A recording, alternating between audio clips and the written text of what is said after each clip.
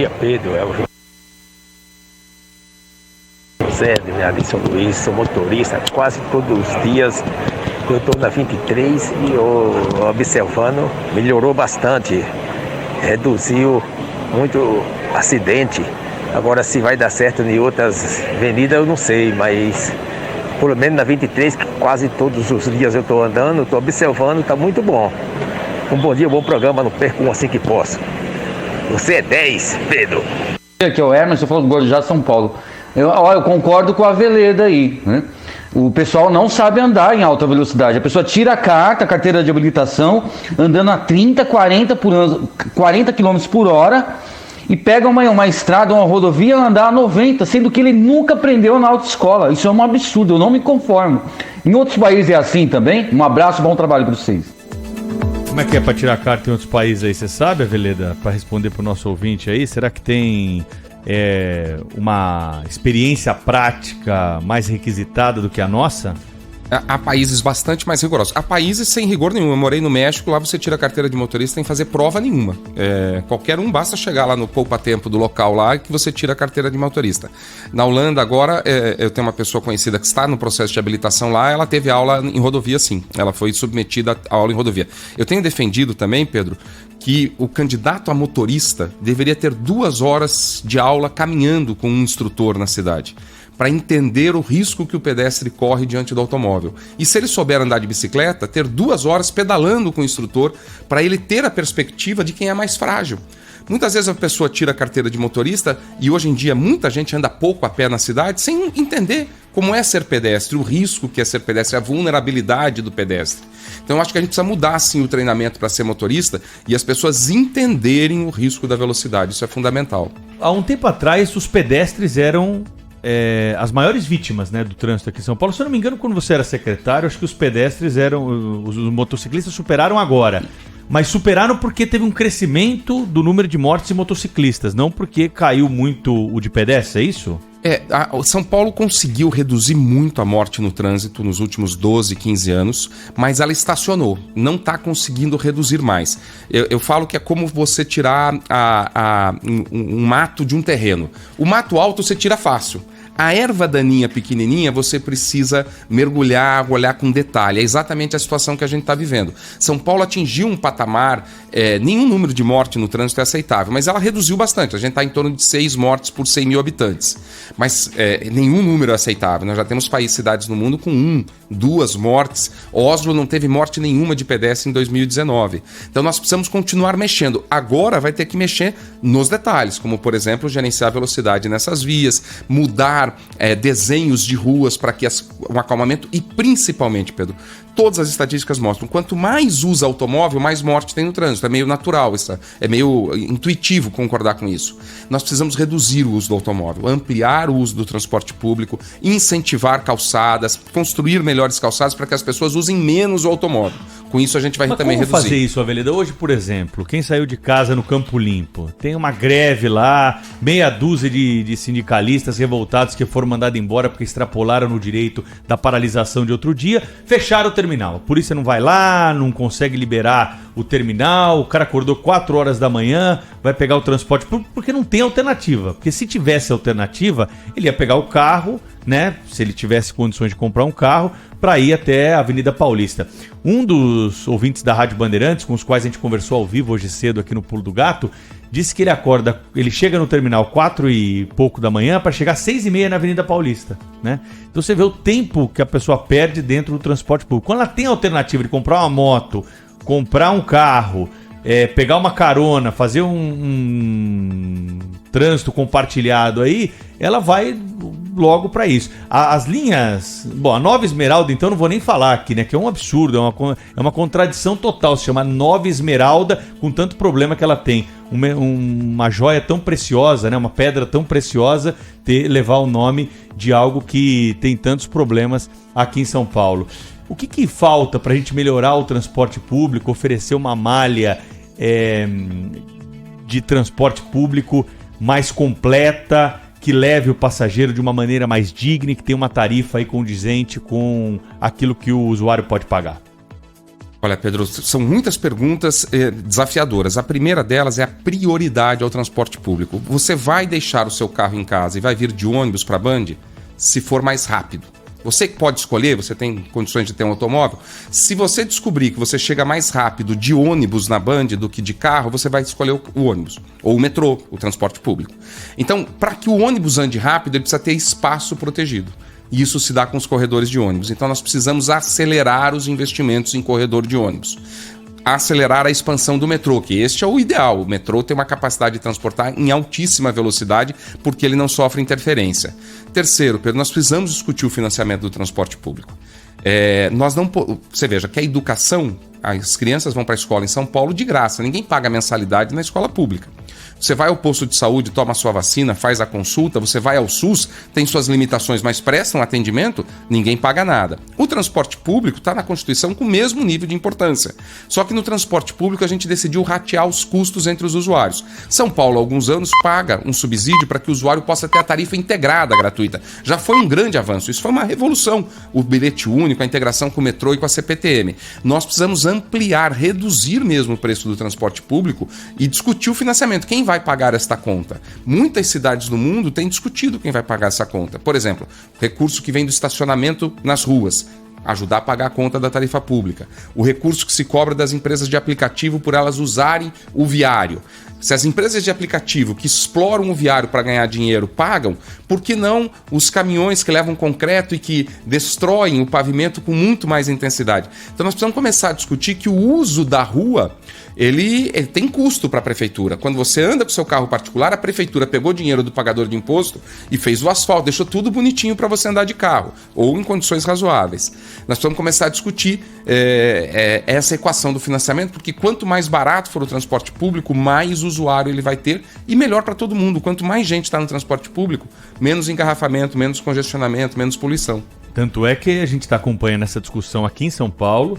Se essa PEC que nós tratamos no começo do programa não for aprovada, a Prefeitura de São Paulo vai ter que botar algo em torno de 5 bilhões de reais para conseguir completar o que falta para o transporte público rodar aqui com os ônibus em São Paulo. Você vê o tamanho do investimento que vai ter que ser feito, né? É uma quantia gigantesca. Nesse momento o cofre está cheio, porque nós tivemos um aumento de arrecadação, com a inflação, o percentual aí dos impostos, mas não é sempre assim, né?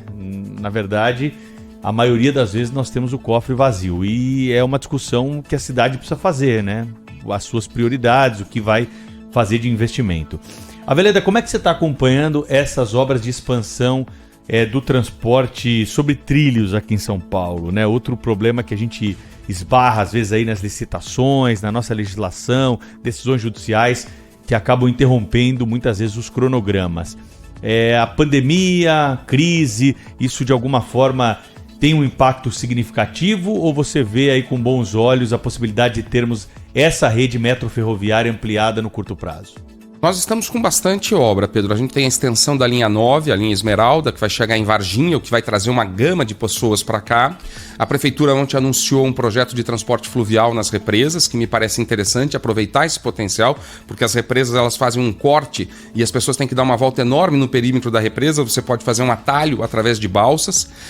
A linha 6 está em obras, né? Teve aquele acidente, até a gente falou aqui do acidente, mas já retomaram as obras estão em andamento. É uma linha muito importante, vai conectar uma região da Zona Norte que hoje não está conectada aos sistemas de trilhos. A linha 15 está sendo expandida. Então, a CPTM anuncia a extensão do Expresso Aeroporto até Barra Funda, ou seja, há uma movimentação. Claro que o ritmo é sempre abaixo do desejado, mas não é barato fazer metrô, não é fácil fazer metrô. Por isso que a alternativa do corredor de ônibus ela precisa ser considerada. E você trouxe um ponto que eu acho fundamental. Se a PEC for aprovada, nós vamos ter dinheiro da União pela primeira vez para ajudar o custeio dos sistemas de mobilidade urbana. Isso é muito comum em outros países. Pagar o sistema de mobilidade urbana não deveria ser uma tarefa só das cidades. As cidades não dão conta, Pedro. E as cidades, se elas não tiverem bons sistemas de transporte, elas perdem capacidade de gerar riqueza para o país. Então interessa ao país, aos estados e aos municípios trabalharem junto para financiar o investimento e o custeio do transporte público. Semáforo, Aveleda, várias perguntas aqui sobre isso em São Paulo. A gente estava falando de acidentes, os ouvintes fazem a ligação com o semáforo embandeirado. Tem muito furto, né, de cabo que deixa o semáforo sem funcionar. Eu até faço aqui um elogio sempre para a CET, porque normalmente quando a gente recebe uma mensagem do ouvinte, olha, o semáforo está embandeirado aqui na avenida tal, na rua tal, nós registramos no ar, rapidamente a CET já manda um funcionário lá, eles têm a escuta aqui da Rádio Bandeirantes, e nos avisam na sequência, horas depois, olha, o semáforo lá foi consertado. Mas parece que é uma história de enxugar gelo, porque eles vão lá, consertam, aí depois de 2 dias vão lá e furtam de novo. O que a gente precisa para ter um parque semafórico mais moderno? Uma troca de todo o sistema, Pedro. Nós temos 3 sistemas diferentes nos semáforos de São Paulo, todos eles ligados por cabos, o que não faz nenhum sentido, ainda mais quando a gente está na véspera de ter o 5G.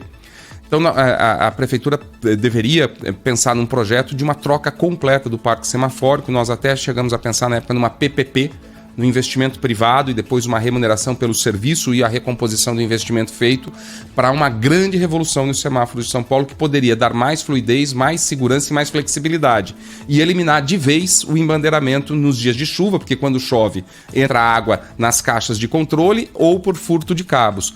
Então aí o desafio é grande, mas é preciso ser feito, porque a cidade precisa rodar com previsibilidade e com fluxo otimizado que os semáforos inteligentes podem dar. Isso se faz por uma parceria público-privada, uma concessão? A própria prefeitura tem capacidade administrativa para fazer essa troca e recursos, Aveleda? Capacidade tem, a CET tem toda a capacidade técnica, como você bem disse, ele tem brilhantes profissionais, mas é muito caro você pegar esse investimento e colocar lá, eu não consigo nem te dizer quanto custaria. Na PPP, um concessionário privado faz o investimento e depois ao longo de 20, 25, 30 anos, ele recompõe esse investimento e o serviço de manutenção.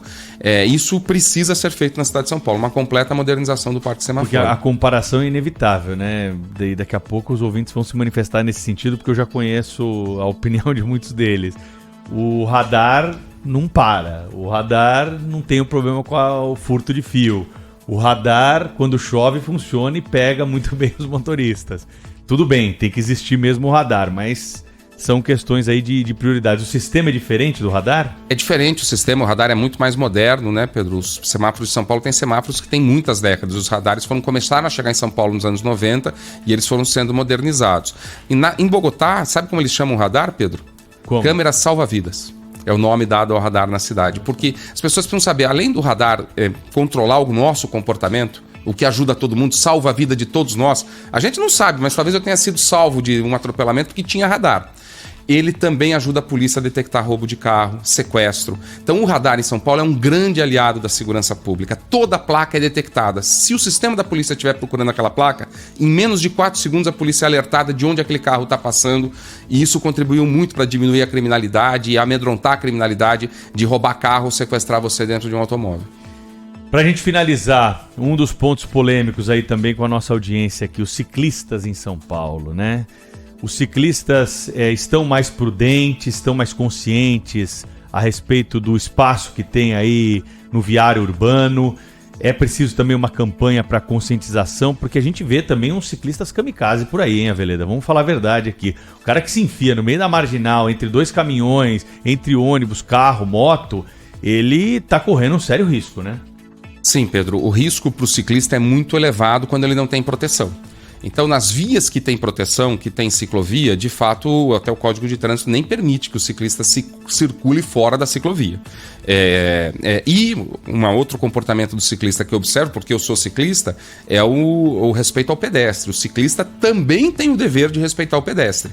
Na faixa, quando fecha o semáforo lá na ciclovia da Avenida Paulista, o ciclista tem que parar e dar preferência ao pedestre. Mas o ciclista ainda é mais vulnerável. Nós ainda privilegiamos muito o espaço do automóvel e não temos uma rede de ciclovias como a gente poderia ter, o que aumentaria muito.